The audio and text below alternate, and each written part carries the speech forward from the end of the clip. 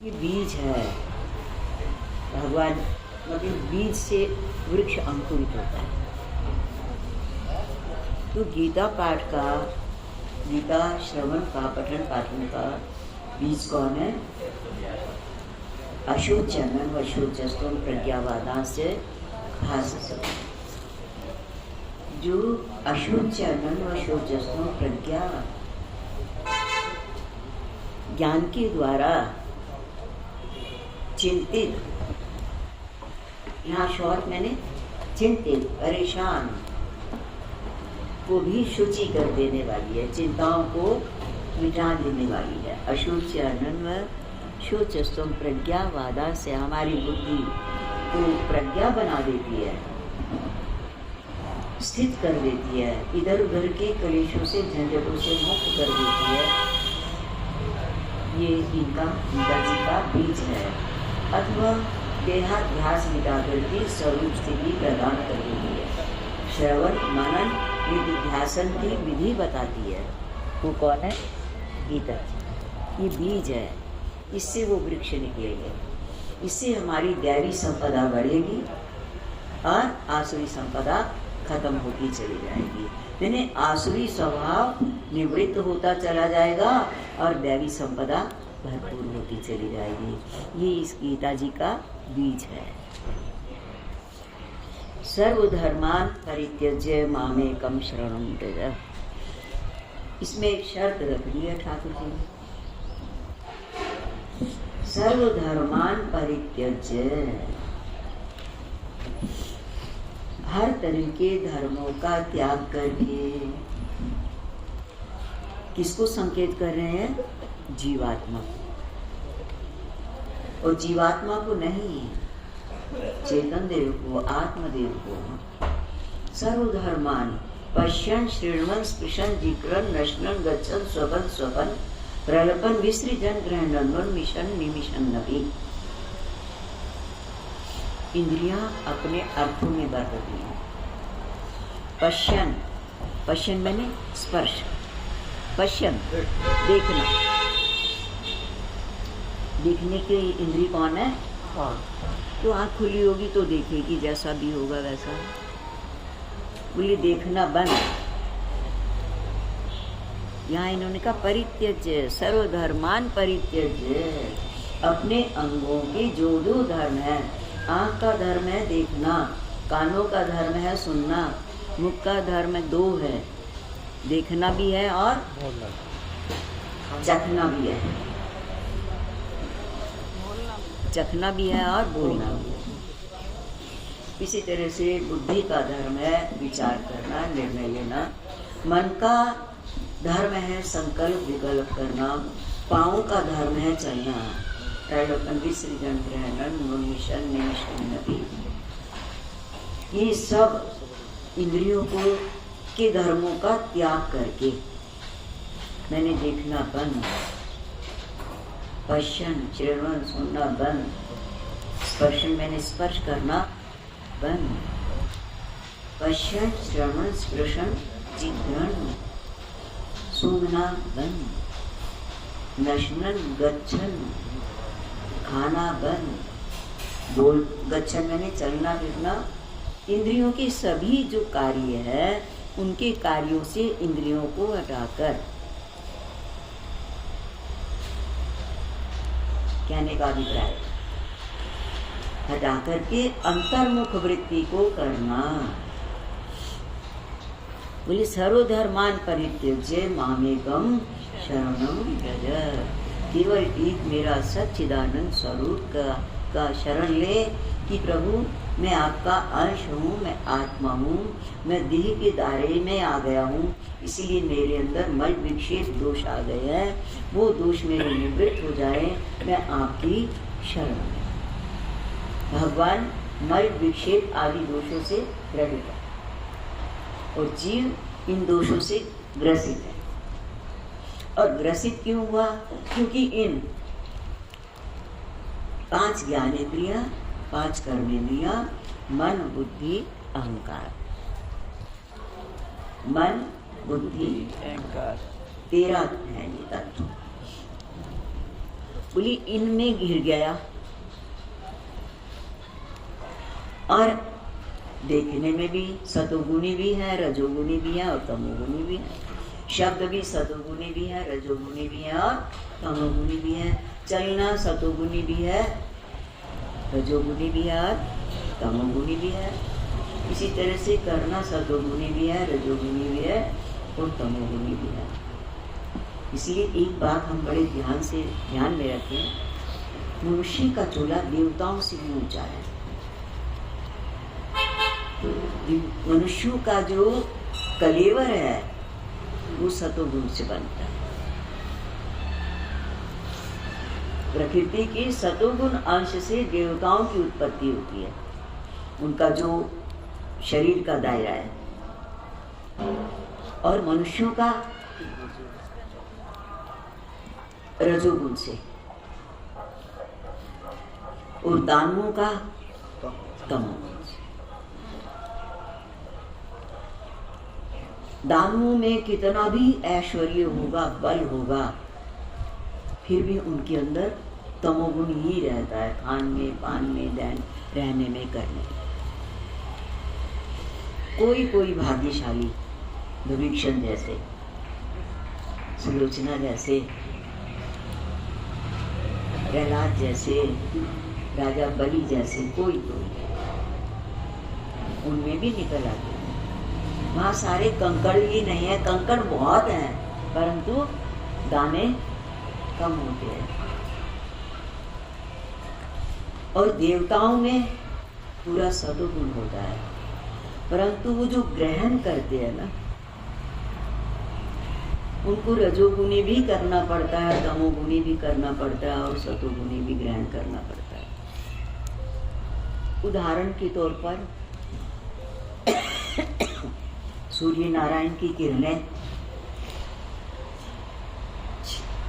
स्थान को छांट के तो नहीं जाएंगी ना, कि गंगा जी पर तो पड़ेंगी, शुद्ध जल पर भी पड़ेंगी, परंतु कीचड़ में भी जल होता है, उसको भी शोषण करना पड़ेगा उनको। इसी तरह से अग्निदेव भोग लगाएंगे, चंदन वगैरह डालेंगे, ग्रहण करेंगे, आहुतियां ग्रहण करेंगे। साथ साथ रजोगुणी जैसे अनाज इत्यादि, फसलों इत्यादि को भोजन का जो भोग लगाते हैं उसको भी ग्रहण करेंगे। पर शरीर जब जीवात्मा देह का त्याग कर देती है तो देह को भी भक्षण करना पड़ता है, इनकार नहीं कर सकते। वो पूज्य तो नहीं है, हवन की अग्नि तो पूज्य है, ग्रहण करते हैं हम लोग, परंतु तो देवता मजबूर है, पर मनुष्य मजबूर नहीं है। इसलिए बड़े भाग्य मानुष तन पावा, सुर दुर्लभ, सुर दुर्लभ, देवताओं को भी दुर्लभ है। क्या? मनुष्य के अंदर जो गुण है, ताकत है, जब जीवात्मा मनुष्य के शरीर में आती है तो देवताओं से भी ऊंचे काम कर सकती है। देवता फल छीलकर नहीं खा सकते, मनुष्य छीलकर खा सकता है। मनुष्य अपने आप को बचाना चाहे गाली से बचा सकता है और रजोगुणी शब्दों से भी बचा सकता है। मनुष्य चाहे तो केवल सतोगुण में रहे, सतोगुणी ही शब्द बोले, ये मनुष्य के अंदर विशेषण है, ये देवताओं में नहीं है। देवताओं को दिक्पाल है, दिक्पाल हमारे कानों के देवता माने जाते हैं, उनको हर तरह के शब्द सुनने पड़ते हैं। दिक्पालों को 10 दिशाओं में रहते हैं, परंतु हम चाहें वो अपने कान में उंगली नहीं लगा सकते, और हम चाहें हमारे सुनने योग्य शब्द नहीं है, हम कानों में उंगली लगा के उन शब्दों का त्याग कर दें, और जो सुनने लायक है उनको सावधान होकर के सुने। ये मनुष्य में गुण है। जहाँ जाना चाहिए वहाँ ही जाए, नहीं जाना है नहीं जाना है, नहीं जाना है। परंतु पृथ्वी माँ को सब जगह रहना होगा। कूड़े कचरे का आधार भी पृथ्वी है, मनुष्यों का आधार भी पृथ्वी है और देवताओं का आधार भी पृथ्वी है। जल बहता है पृथ्वी के ऊपर से, अच्छा भी बहता है बुरा भी बहता है। जल देवता को जल देवता मना नहीं कर सकते, आप उसको कहीं भी इस्तेमाल कर सकते हैं, सतोगुण में भी रजो। सुर दुर्लभ मनुष्य नहीं इस्तेमाल करने का जल है तो नहीं करेगा। इसलिए सुर दुर्लभ जो सुविधाएं मनुष्य चोले वाले चेतन देव को प्राप्त है, वो सुविधाएं देवताओं को भी प्राप्त, इसलिए वो तरसते हैं। मनुष्य के पास, देवताओं के पास भी 24 घंटे होते हैं और मनुष्य के पास भी 24 घंटे हैं, परंतु इन 24 घंटे में मनुष्य चाहे तो अपने काम को जल्दी से समेट करके और सतोगुणी कार्य करे, भजन करे, सत्संग करे, कीर्तन करे, चिंतन करे, मनुष्य कर सकता है। देवता अपने काम को जल्दी से समेट करके, सूर्य नारायण चाहे कि मैं जल्दी से चक्कर लगा लूं, 1 घंटा भजन का निकाल दूं, नहीं निकाल सकता। इसलिए सुर दुर्लभ, देवता भी मनुष्य होने के लिए तरसते हैं। वो शक्ति, वो अवसर हम लोगों को प्राप्त, तो हमने अपने जीवन को मनुष्य चोले का जो सुविधाएं हमें प्राप्त हुई हैं उसका लाभ उठाना है। उसको रजोगुण में बहुत कम, इसलिए भगवान ने आधा दिन 24 घंटे का दिन बनाया तो 12 घंटे की रात और 12 घंटे का दिन बना दिया। भी काम करना ही है तो 12 घंटे कर लो, रात तो आपकी है, रात को भजन कर लो, सूर्य उदय से पहले उठ करके भजन कर लो, सूर्य अस्त होने के बाद भजन कर लो।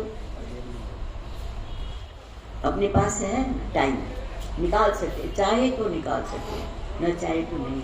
तो मनुष्य के पास हर तरह की सुविधा है, मनुष्य चोले में आने के बाद जीवात्मा के पास।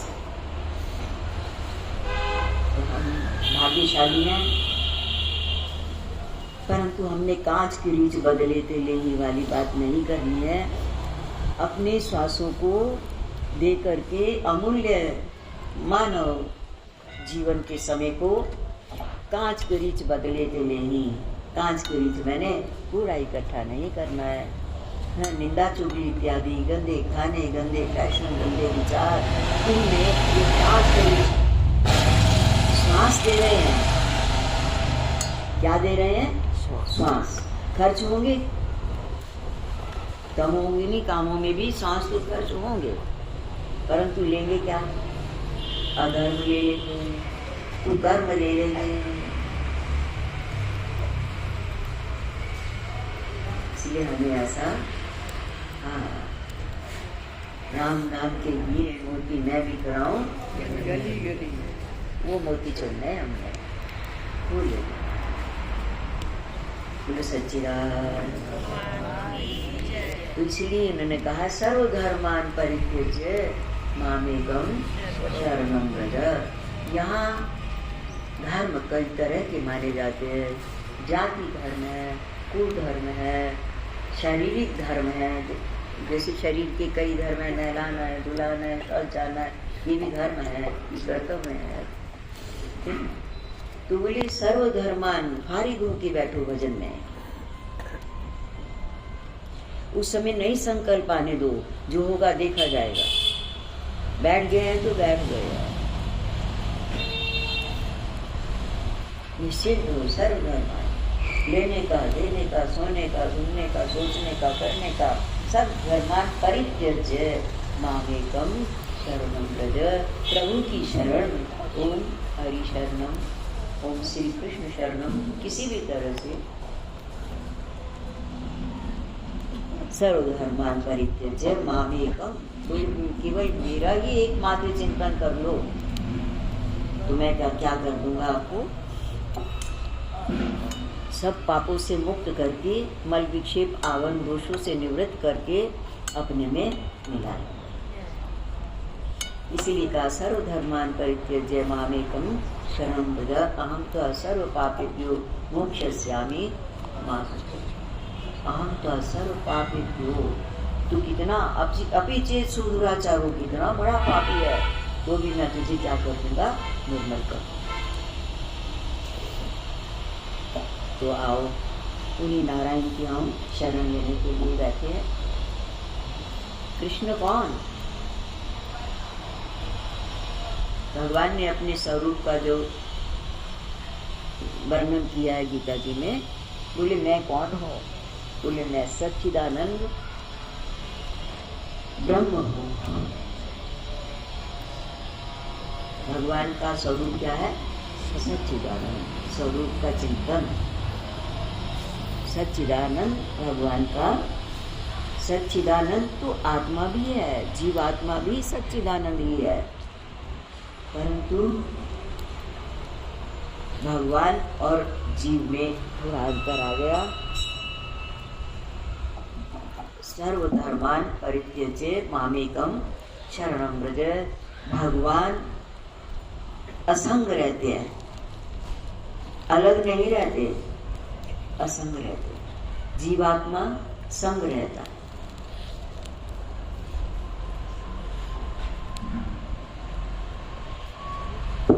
सच्चिदानंद भगवान की जय। आसक्ति रहित रहते, कामना रहित।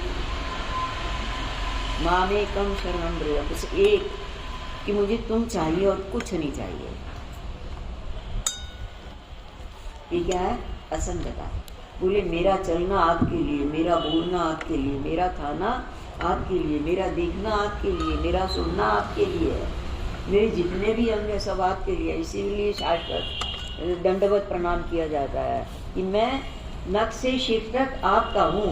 ये मेरे अंग अब आपके काम आए और किसी काम न जाए, किसी काम में ना आए।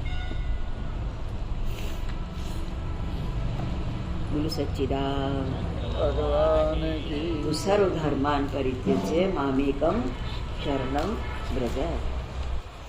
कि भगवान ने कहा है ये बीज है। ये क्या है? बीज है।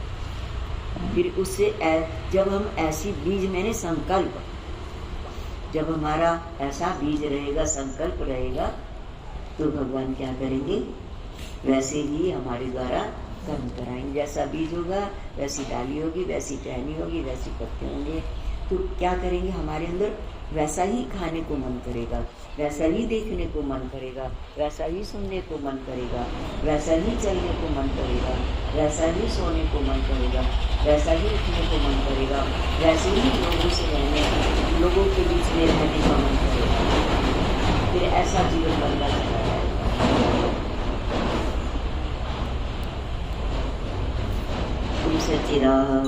भगवान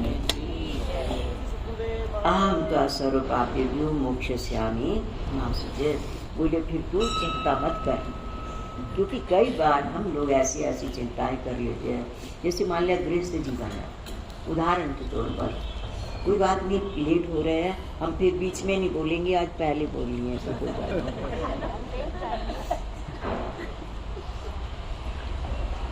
शायद इसीलिए ही अंगन्यास नहीं कर पाए थे। कई बार मनुष्य के अंदर आता है, हमारे बच्चे नहीं है, अथवा हमारा बेटा नहीं है, कौन हमारी गति करेगा, कौन हमारे कुल को चलाएगा, हमारा वंश कैसे चलेगा। ऐसे मन में कईयों की ग्लानि हो जाती है, ग्लानि।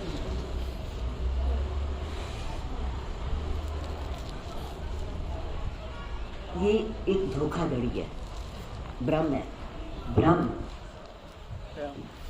कौन हमारा उद्धार करेगा, कौन हमें जल देगा, क्या विचार है आप लोगों का? संतों का कल्याण होता होगा कि नहीं होता होगा? होता है।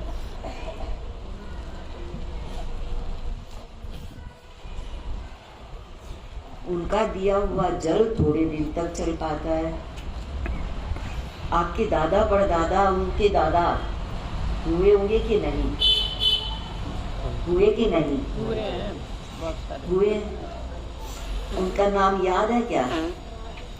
उनका जीवन याद है? उनकी शक्लें याद है क्या? नहीं। एक पीढ़ी तक याद रख लेते, 2 पीढ़ी तक याद रख लेते, 3 पीढ़ी तक याद रख लेते। और प्रहलाद का नाम, ध्रुव का नाम, मीरा का नाम चल रहा कि नहीं चल रहा? चल। उनकी किसने गति की? उनके भजन ने, प्रभु की शरण ने। प्रभु की शरण से नाम चलेगा। प्रभु की शरण से नाम चलेगा। अपने भजन से सदगति होगी।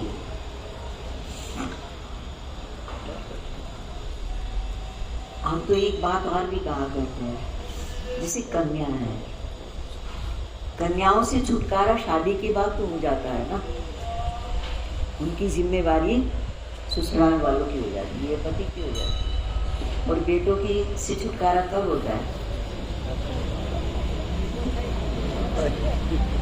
कन्या को आपने दहेज दे दिया, जो दे दिया, उसके बाद में जो आप दोगे उसकी हिम्मत नहीं है कि वो अपने आप से उठा के ले जाए। उससे फिर भी छुटकारा हो जाता है, जिम्मेवारियां पूरी खत्म। और बेटे मरने के बाद भी बेटे ही लेंगे कि नहीं लेंगे? और जीते जी भी आप तीर्थों पर गए रहते हो, इतना खर्चा हो रहा, इतना वो हो रहा, माता जी आप बच्चे को नहीं संभालते हो और मंदिर में चले जाते हो, बताओ मैं खाना भी बनाऊं, बच्चों को भी संभालूं। बेटी कभी कहेगी आपको? कभी कभार। जिम्मेवारियां बेटों की ज्यादा, बेटे ज्यादा बंधन के हेतु हैं, बेटियां कम बंधन के हेतु हैं। और जिनके ना बेटे हैं ना बेटी, बिल्कुल बंधन के हेतु है ही नहीं है, आजाद है। कौन है उनको रोकने वाला? आप कहोगे दुख सुख में तो बेटे नाती को, अभी पैसा काम आएगा, और अगर पैसा नहीं है तो आपका पुण्य काम आएगा, पुण्य आपकी रक्षा करेगा। इतने साधु सन्यासी जंगलों में जा करके कोई गठरी बांध के ले जाते हैं, मनुष्य रूपा प्रभु को पाने के लिए। क्यों होगी? अब जिम्मेवारियां पूरी हो गई, तो राजकाज का कोई एक नया पैसा नहीं देके गए थे। वो एक पैसा नहीं लेके गया था। क्या उनके जीवन में मौसम नहीं आया होगा? उनके खाने की चिंता किसने की? ठाकुर ने। प्रहलाद की खाने की चिंता किसने की? बाप ने तो उठा मना कर दिया कि प्रहलाद को खाना बंद कर दो। किसको चिंता हुई? नारायण को। नारायण के अंदर ग्रास न गया।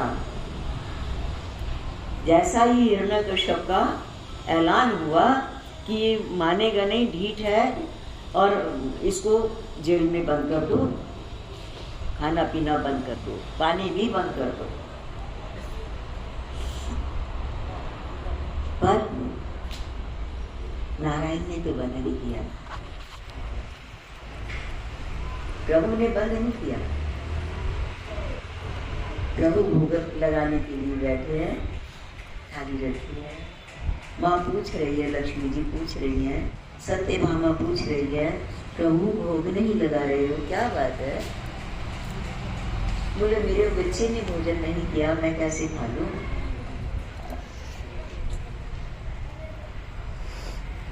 पूछा, वार्ता चली, बोली कौन बच्चा, कौन जीव रह गया ऐसा?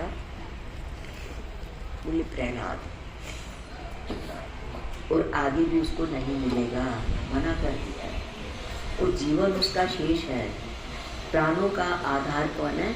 आहार।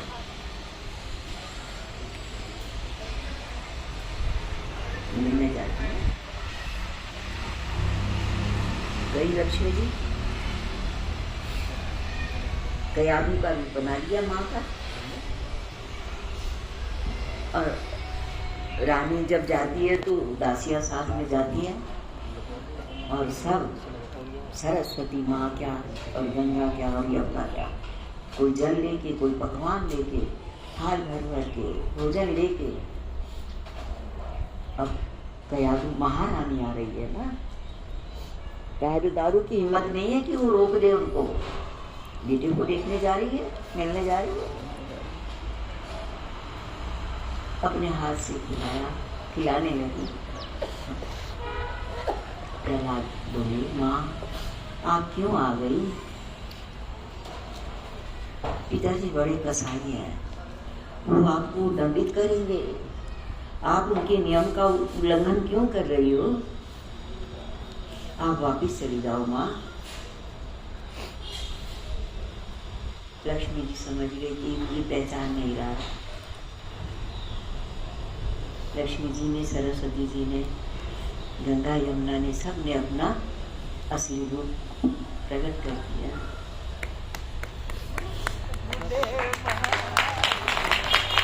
और अपने हाथों से खिलाया, अपने हाथ।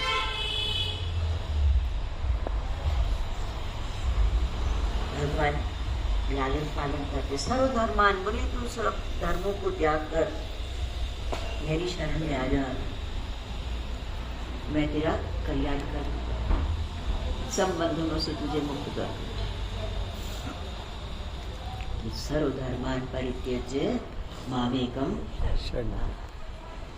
यद्यपि भगवान ने जब गृहस्थ जीवन में है तो कई तरह के धर्म, अगर ब्राह्मण कुल में है तो ब्राह्मणों के धर्म बताए, क्षत्रिय कुल में है तो क्षत्रियों को क्या क्या करना चाहिए, वैश्य है तो वैश्यों को क्या करना चाहिए, इसी तरह से शूद्र है तो उनका क्या धर्म है, करने का कर्तव्य है ना।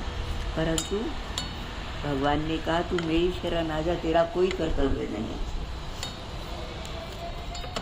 तू मेरी शरण में आ जा, कोई कर्तव्य नहीं है। तू कुछ भी मकान ना इकट्ठा कर, सामान ना इकट्ठा कर, पैसे ना इकट्ठे कर, सब तेरा बढ़िया गुजारा होगा।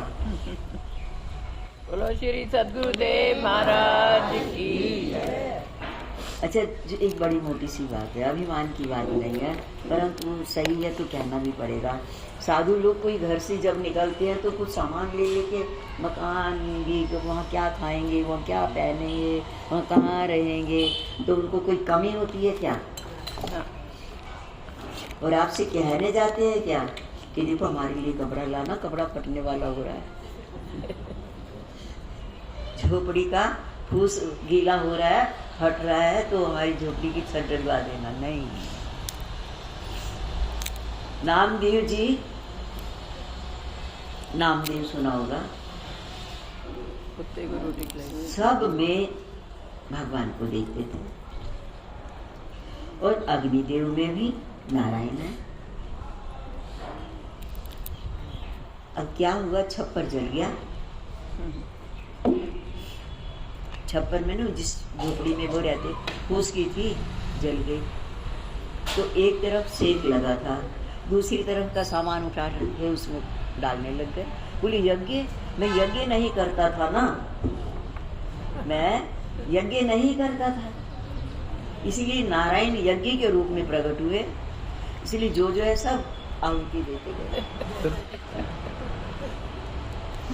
अच्छा, और कोई परवाह नहीं है, थोड़े पे सो जाते।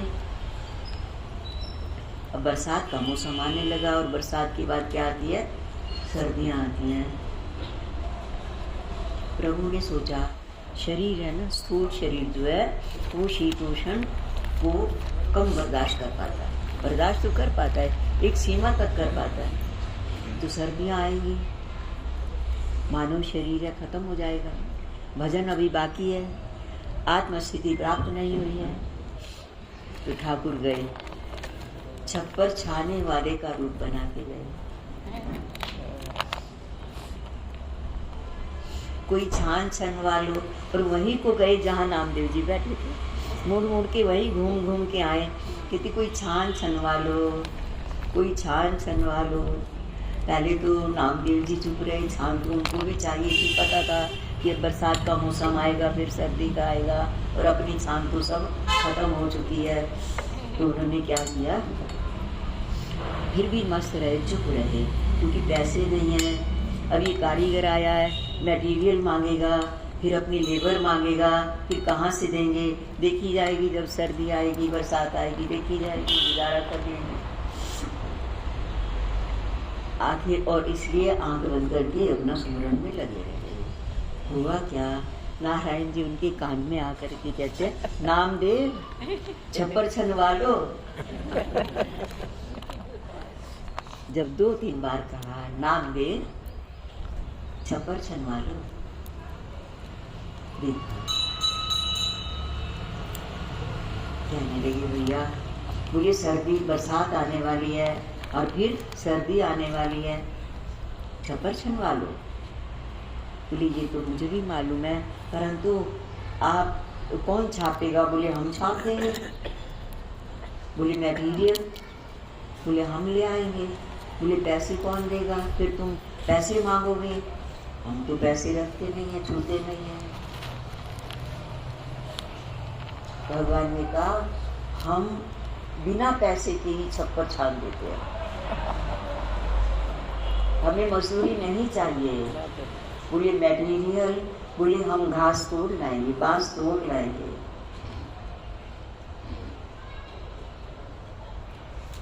हम कर देंगे, आपको कुछ नहीं करना पड़ेगा, छप्पर छनवा।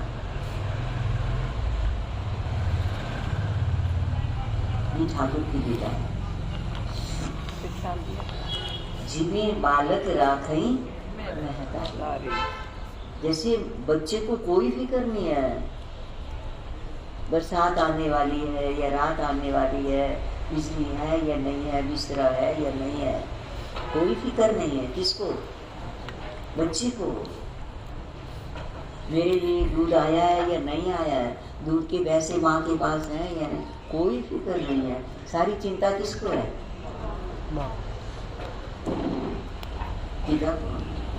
यहाँ सर्वधर्मान परित्यज्य मामेकं शरणं व्रज अहं त्वा सर्व पापेभ्यो मोक्षयिष्यामि मा शुचः। मैं तुम्हें सब तरह के बंधनों से मुक्त कर दूंगा, तुम मेरी शरण में आके तो देख। आओ बोले सच्चिदानंद भगवान की जय, बोलो श्री सद्गुरुदेव महाराज की जय। इसलिए जितना कर सको ईमानदारी से करो, बस। सतोगुणी जीवन, रजोगुण बंधन का हेतु है, तमोगुण महानरक का हेतु है। नरक को मिल जाएगा तमोगुण, बच नहीं सकोगे। तो तमोगुण का एकदम त्याग, रजोगुण का, जैसे मान लिया गृहस्थ जीवन है, शादियों में जाना है, रजोगुणी कपड़े पहन लो, क्या फर्क पड़ता है? रजोगुणी आभूषण पहन लो, उनमें जहाँ गए हैं उसमें जो सतोगुणी खाना है वो ले लो। शादियों में भी तो फल भी होते हैं, मिठाइयाँ होती है, दही के पकवान होते हैं, तो खा लो। जितना बच के रहोगे। रजोगुण बंधन का हेतु है, ध्यान रहे, जन्म मरण के चक्कर में डालेगा। और सतोगुण धोएगा मैल। रजोगुण को साबुन समझ लो, पानी समझ लो, और सतोगुण रंग देगा आपकी चुनरिया को। कौन से रंग में? मुझे अपने ही रंग में रंग दो सावरिया। रंग भी कब जाती है? जब धुल जाती है, मैली नहीं, मैली पे रंग नहीं चलता। वृंदावन बिहारी लाल की जय, श्री सद्गुरुदेव महाराज की जय। आओ, इसीलिए रजोगुणी चीजों के लिए भी क्लेश न करो, चोरी न करो, और सतोगुणी तो देगा ही, तमोगुण चाहिए नहीं। हाँ जी, कहाँ थे?